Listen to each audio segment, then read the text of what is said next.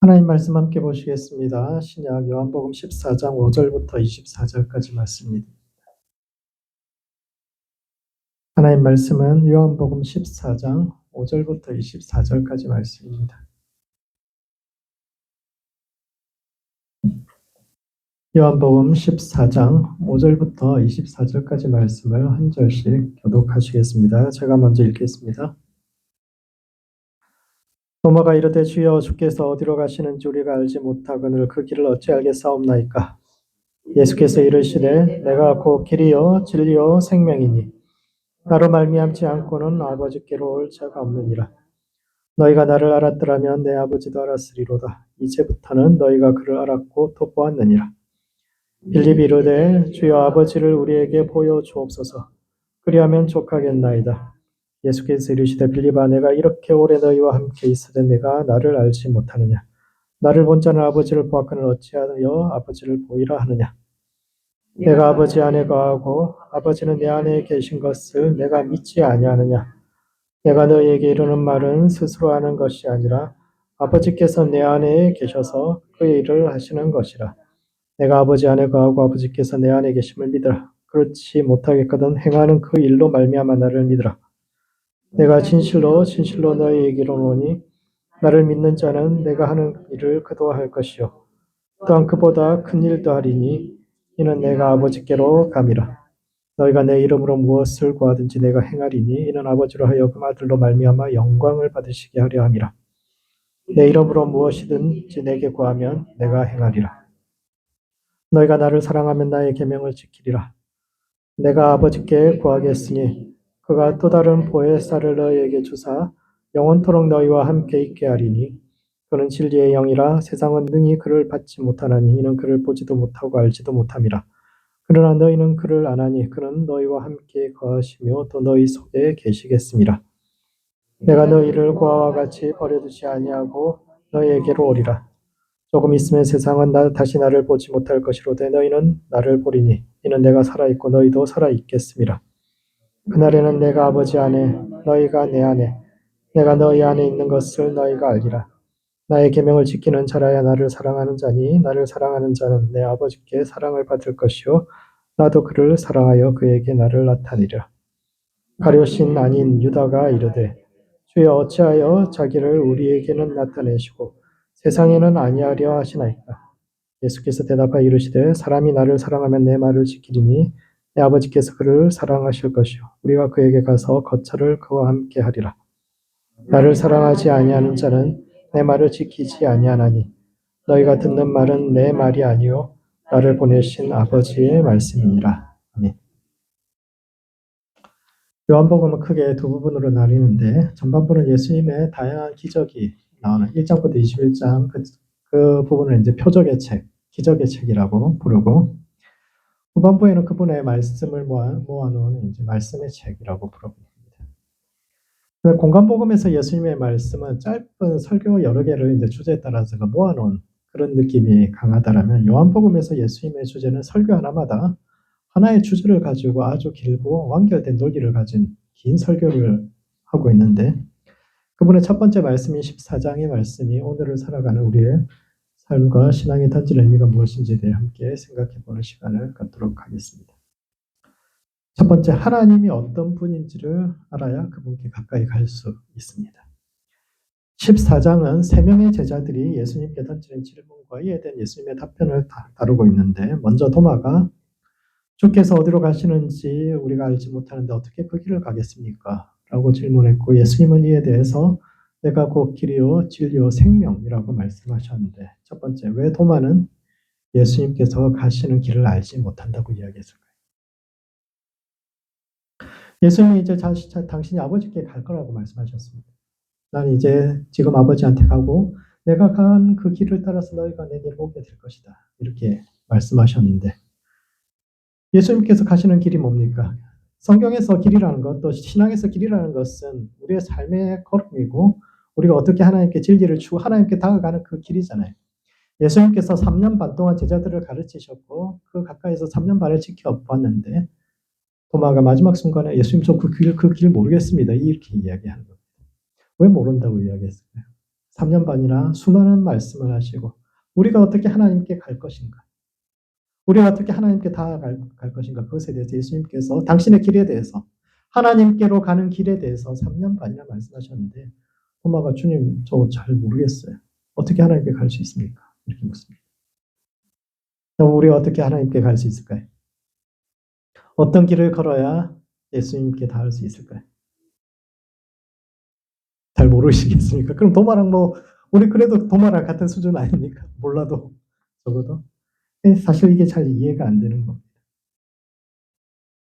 복음서에서 도마가 나오는 장면이 둘인데 그 중에 하나가 나사로가 죽었을 때 예수님께서 우리 형제 나사로가 죽었다. 우리 거기 다시 가야 된다. 이렇게 이야기했을 때 다른 제자들은 전부 다 갈 수 없다고 이야기합니다. 우리 조금 전까지 이스라엘의 예루살렘에서 그렇게 사람들이 돌로 치려고 해서 도망 나왔는데 지금 거기 어떻게 다시 돌아갑니까? 거기 가면 우리 또 돌 맞습니다. 못 갑니다.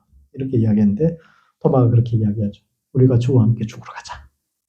막 이렇게 이야기하는데 이것은 주님과 함께라면 죽음도 불사할 수 있다라는 어떤 도마의 신앙 고백이기도 하고 또 죽음은 끝이 아니라 새로운 시작, 하나님을 향해서 출발하는 새로운 시작이라고 생각했던 도마의 믿음, 도마의 사고방식을 보여주는 것이기도 합니다.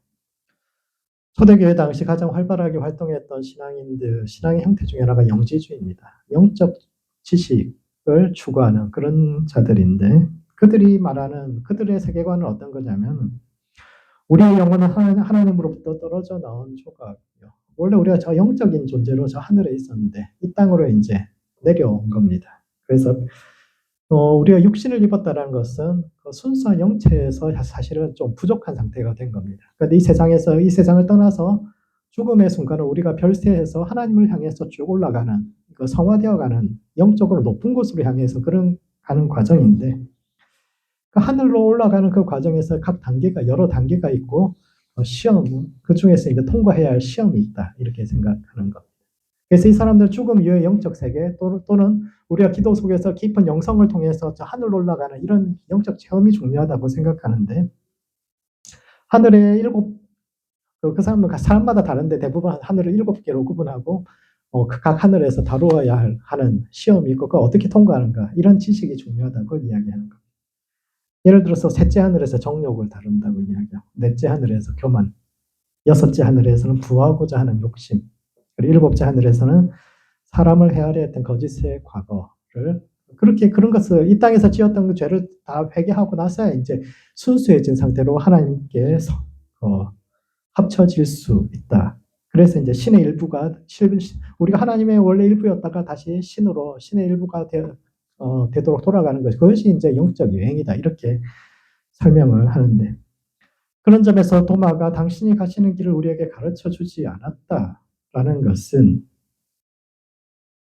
죽음 이후에 예수님께서 이제 본인이 어떻게 하나님께 돌아가실 것인가 그런 이야기를 하기 시작하니까 죽음 이후에 그 영적 과정에 대해서 우리한테 다 가르쳐 준 거 아닌가 이렇게 이야기하는 겁니다.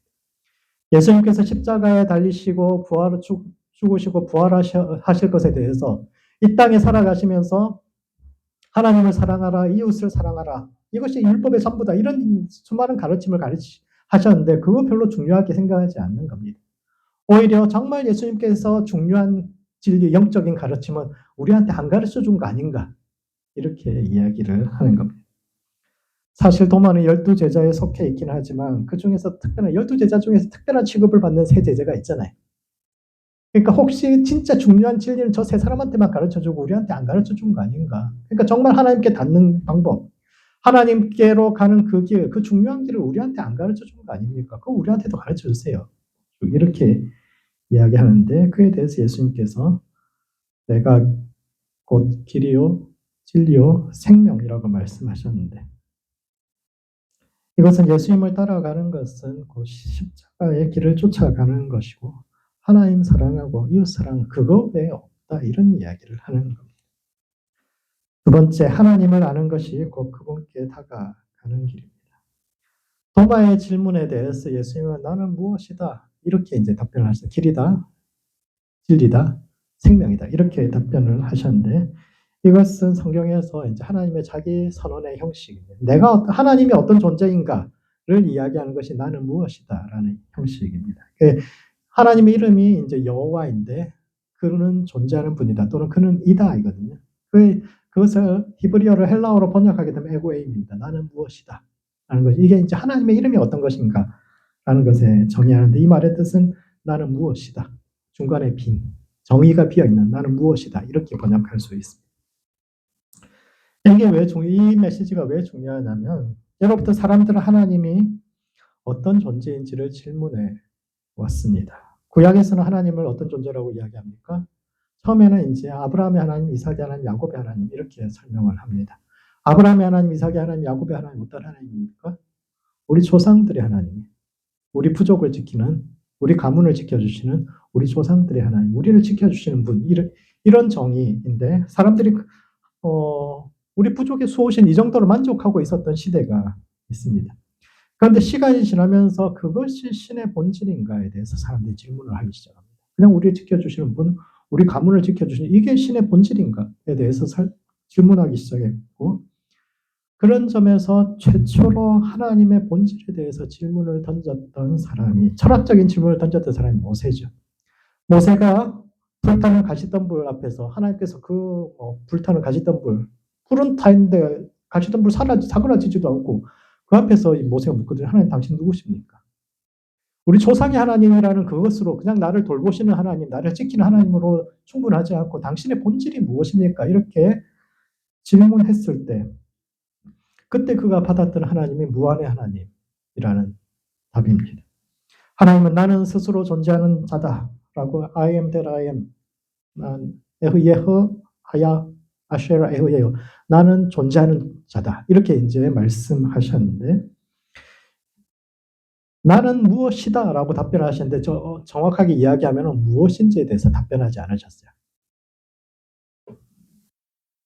이것은 하나님은 인간의 언어로는 다 표현할 수 없는 분, 우리의 생각과 한계 너머에 있는 어떤 초월적인 분이다라는 의미만 말씀하셨고 구체적으로 하나님이 어떤 분인가에 대해서 역사가 지나가면서 사람들이 역사 속에서 하나님께서 자신을 드러내신 것 그것을 모아놓은 것이 성경입니다. 성경은 하나님이 어떤 분이신가에 대해서 사람들이 지속적으로 질문하고 역사 속에서 하나님 나는 어떤 존재다라고 말씀하신 그 답을 모아놓은 책인데 그 최종적인 요약이 요한복음의 7가지 나는 무엇이다 라는 형식 속에 나타나 있습니다.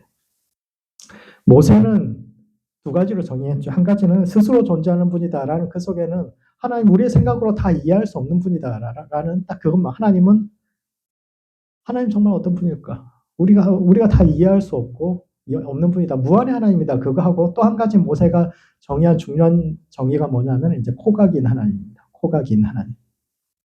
모세가 2번째 십계명 받으러 시내산에 올라갔을 때 하나님께서 그 앞에서 지나가시면서 나는 자비롭고 은혜롭고 그렇게 이야기할 때 특이한 표현 중에 하나가 나는 코각인 하나님이다. 이렇게 말씀하시거든요. 왜 코각인 하나님이냐 하면은 히브리어에서 화를 낸다는 말이 코에서 불이 나온다는 표현입니다. 직역하면. 그래서 코에서 불이 나오는 거예요. 이게 하나님께서 진노하셨다, 화를 내셨다라는 거예요. 코가 길면 어떻게 됩니까? 불이 나오다 중간에 꺼집니다.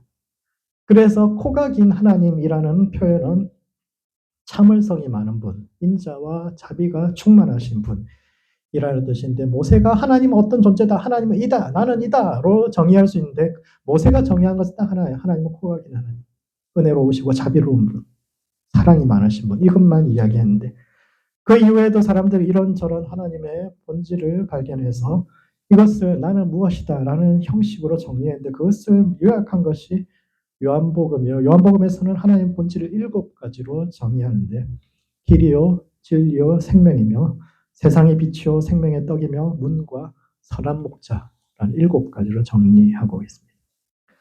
성경에서 7이라는 숫자는 완전을 뜻하기 때문에 요한복음에서도 예수님의 표적이 기적의 책 1장부터 12장 사이 보면 예수님의 기적이 7가지이고 하나님이 어떤 분인지를 정의하는 것도 7가지인데 이것은 하나님에 대한 이 정의가 이 7가지에 국한된다라는 의미가 아니라 그분의 정의는 여호와라는 이름 자체가 의미하는 바는 그분에 대한 정의는 우리가 우리의 삶을 통해서 채워가야 할 빈칸이고 여백이라는 겁니다. 여러분은 하나님은 어떤 분이라고 이야기합니까? 성경은 모세는 자기가 만났던 하나님은 자비로운 분이라고 또 무한하신 분이라고 이야기하고 예수님은 나는 길이다 말씀하시고 진리다 말씀하셨고 수많은 사람들이 각자의 하나님에 대한 정의를 가지고 있는데 여러분은 하나님은 어떤 분이라고 정의하고 있습니까? 그 빈칸을 각자가 채워야 됩니다. 7가지 하나님을 정의해 보시면 나 스스로 하나님은 내 인생에서 어떤 분이신가? 그런 점에서 하나님이 어떤 분인지 알기 위해서 노력해야 합니다.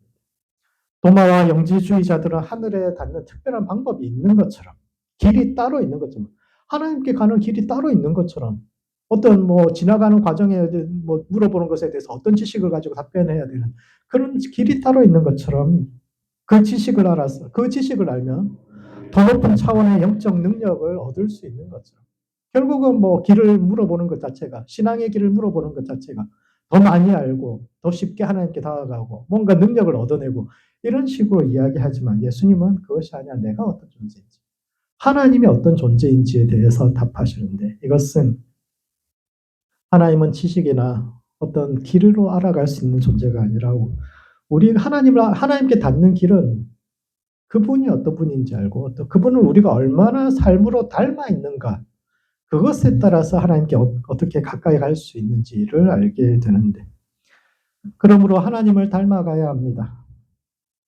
예수님처럼 세상과 타인들을 위해서 자신을 내어주고 십자가를 지고 하나님과 이웃을 마음으로 살아 그것이 하나님께 닿는 길입니다. 뭔가 영적으로 죽음 이후에 별세에서 저 7하늘을 뚫고 지나가면서 어떤 지도를 안다고 해서 하나님께 닿을 수 있는 것이 아니라 내비게이션이 따로 있는 것이 아니라 이 땅에서 우리가 얼마나 하나님을 진심으로 사랑하고 이웃을 사랑하는가 그것이 얼마나 주님을 닮았는가 그것이 하나님께 닿는 길이요. 예수님은 그 길을 통해서 너희가 내게 올 수 있다. 내가 그 길이다. 나를 닮아야 하나님께 올 수 있다고 말씀하셨는데 이와 같이 진정한 영성의 길에 지름길 찾지 말고 주님을 닮아가는 진정한 영성의 길에 들어서는 모든 성도들 되시기 바랍니다. 두 번째, 새로운 패러다임으로 세상을 보아야 합니다. 두 번째 예수님께 질문한 제자는 빌립으로 아버지를 우리에게 보여주시면 족하겠습니다.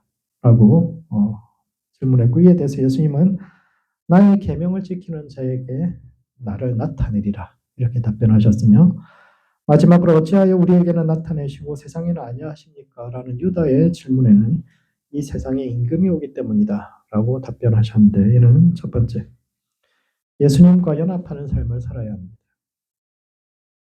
예수님의 12제자 중에서 빌립은 백성들과 가장 가까이 있던 제자입니다. 백성들이 뭔가 예수님한테 갈 일이 있으면 예수님한테 직접 안 가고 빌립한테 항상 먼저 가요.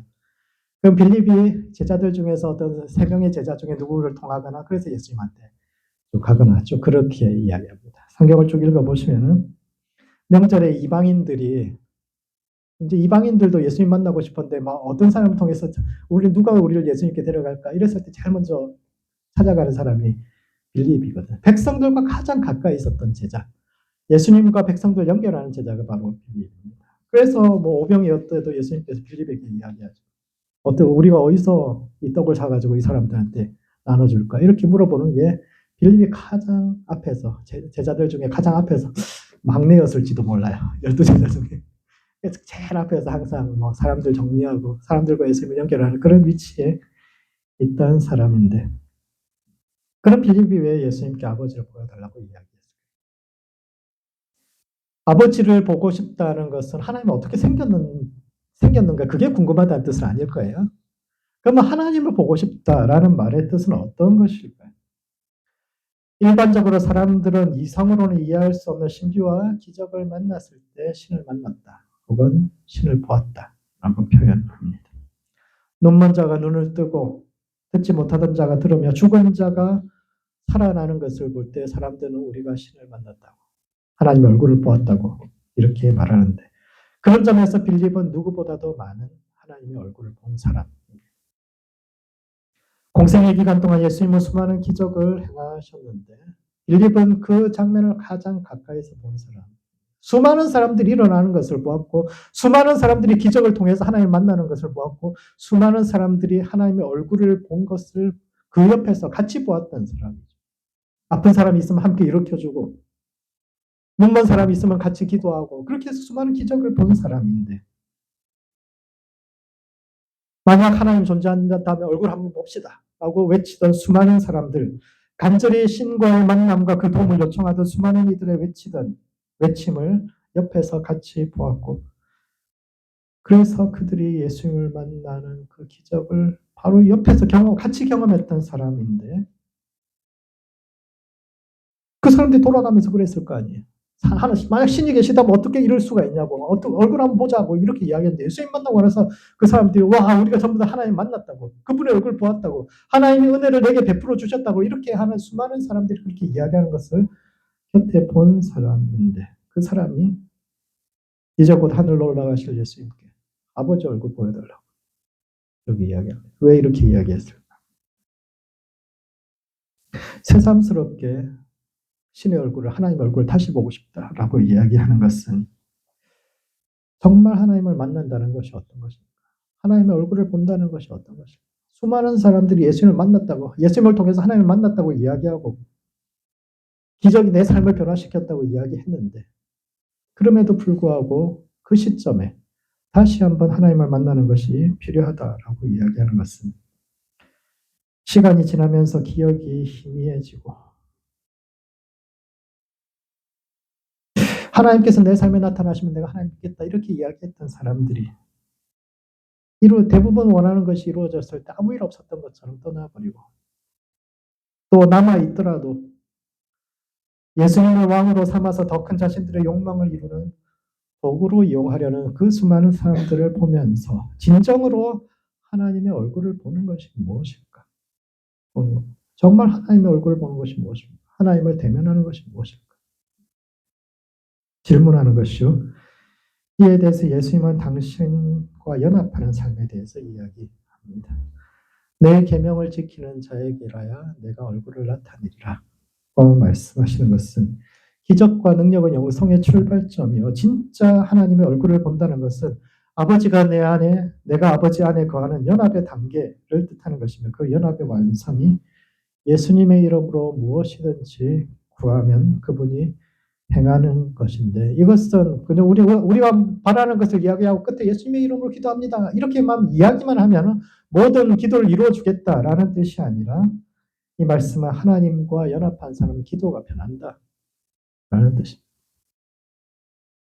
하나님의 얼굴을 대면한 사람은 나의 욕망이 아닌 하나님의 뜻에 붙잡힌 사람이 되고 그때 그의 기도는 하늘과 땅을 잇는 참된 기도가 되기 때문에 그렇게 예수님의 뜻과 이름으로 구하는 기도는 반드시 응답될 것이라는 약속. 그런 점에서 우리의 기도가 하나님의 얼굴을 본다는 것은 하나님을 닮는다는 거고 하나님과 연합한다는 것이요. 그런 사람은 우리의 기도가 변해야 한다는 것인데 그런 점에서 우리의 기도는 어떤지 돌아보아야 합니다. 우리는 빌립처럼 하나님의 얼굴을 소망하고 더 깊은 차원에서 하나님과 연합을 갈망하고 있습니까? 아니면 여전히 우리의 욕망을 신앙적으로 포장해서 이것도 들어주세요. 저것도 들어주세요. 마치 그것이 신앙적인 것처럼 그렇게 그것이 하나님의 얼굴을 대면하는 것인 줄 착각하고 있습니다. 진정으로 하나님과 얼굴을 대면하여 그분과 연합할 수 있는 모든 성도들 되시기 바랍니다. 마지막으로 새로운 패러다임으로 예수님의 진리를 받아들여야 합니다. 마지막 질문을 한 사람은 가룟이 아닌 유다인데 그는 어찌하여 당신의 정체를 모든 사람에게 밝히지 않으십니까? 라고 질문했고 이에 대해서 예수님은 이 세상에 임금이 오기 때문이다 라고 말씀하셨는데 유다의 질문은 요약하자면 왜 모든 사람들에게 같은 정도의 정보를 공개하지 않으십니까? 이런 질문입니다. 복음서를 가만히 읽어보시면은 예수님께서 일반 백성들에게 가르치신 내용이 있고 또 제자들에게 가르치신 내용이 따로 있습니다.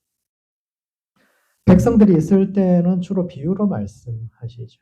여러 가지 다양한 해석이 나올 수 있는 어떤 비유만 말씀하시고 그게 정확히 무슨 뜻인지는 말씀하지 않으세요. 그러다가 이제 제자들하고 함께 있으면 이 비유가 의미하는 바가 무엇인지 따로 설명해 주시는 장면들이 복음서에 잘 나와 있습니다.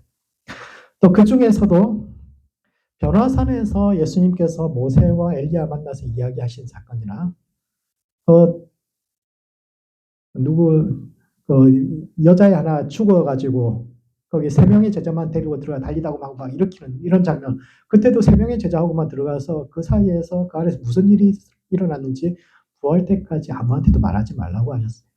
그럼 나머지 12 제자들은 어떨까요? 저 셋만 데리고 저 올라가가지고 뭔가 중요한 걸 봤는데 말을 안 해. 그러니까 이제 뭐 도마도 그렇게 생각하는 거죠. 뭐 중요한 거는 저 셋만한테 가르쳐주고 우리한테 안 가르쳐주는 거 아니야?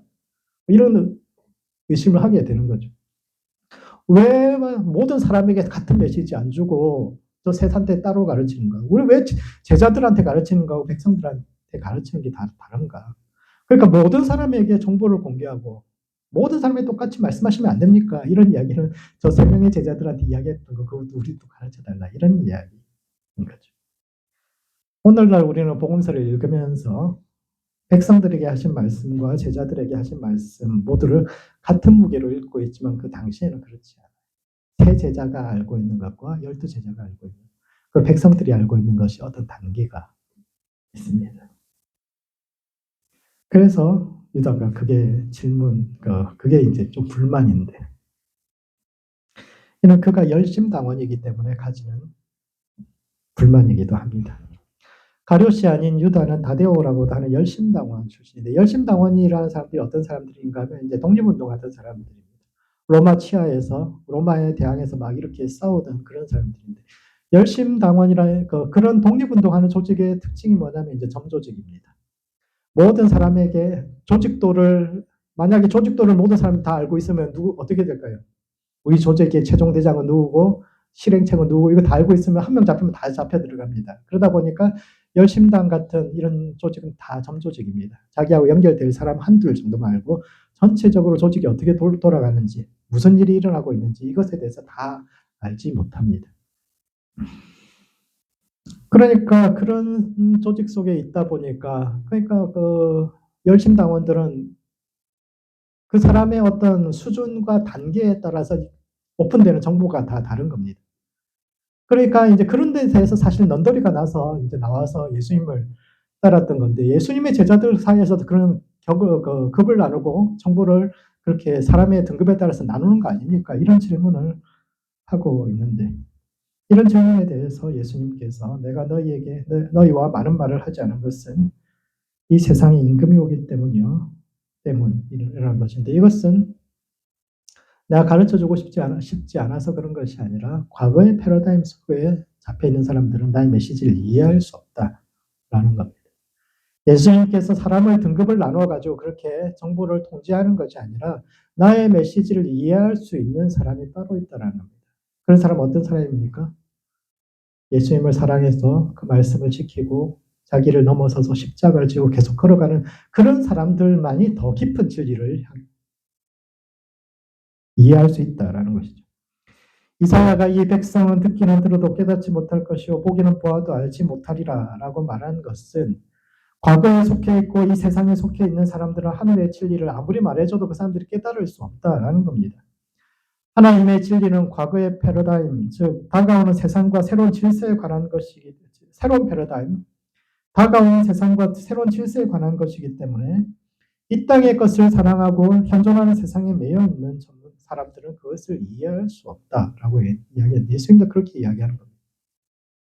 예수님께 어떤 사람에게는 이만큼 가르쳐 주시고 어떤 사람에게 이만큼 가르쳐 주신 것은 그냥 그 사람 내 편을, 정보를 통제해서 내 편을 만들고 세력을 구축하고 그러기 위해서가 아니라,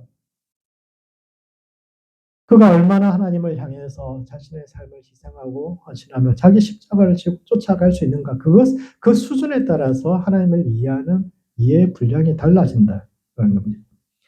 예수님은 제자들에게 나의 평안을 너희에게 끼친다라고 이 말씀 본문 중에서 그렇게 말씀하시는데, 이것은 예수님의 길은, 예수님을 쫓아가는 길은 예수님께서 특별히 그 제자들을 위해서 평안을 비는 기도를 해주셔야 할 만큼 고난의 길이요, 그 고난에도 불구하고 주님을 쫓아가는 이들만이 더 깊은 차원의 진리를 깨달을 수 있음을 이야기하는데, 그러므로 날마다 주께로 더 가까이 나아가는 성도들 되시기 바랍니다. 하나님은 당신과 연합하면 할수록 더 큰 당신에 대한 계시를 부어 주십니다. 주님을 따라가는 길은 고난의 길이지만 고난 당하고 그 속에서도 주님을 사랑하고 사랑한다고 고백하는 그 사람들, 그 길 너머에서 우리는 세상 무엇과도 바꿀 수 없는 아버지의 얼굴을 볼 수 있는데 하나님의 얼굴 보기를 갈망하고 마침내 그분과 대면하는 모든 성도들 되시기 바랍니다. 말씀을 정리하겠습니다. 요한복음 14장은 십자가를 앞둔 예수님께서 당신이 가시는 길에 대해 세 명의 제자와 나눈 대화가 기록되어 있는데 첫 번째, 하나님을 닮아가야 합니다.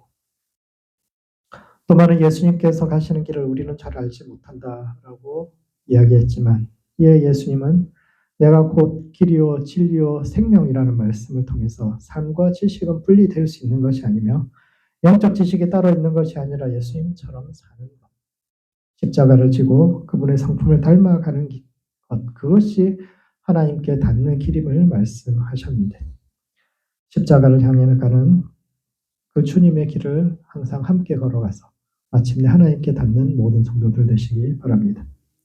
두 번째, 날마다 주님께 더 가까이 나아가는 성도가 되어야 합니다. 빌립은 하나님의 얼굴 보기를 소원했는데 이는 기적이 아닌 하나님과의 연합이 우리가 추구해야 갈 길이요.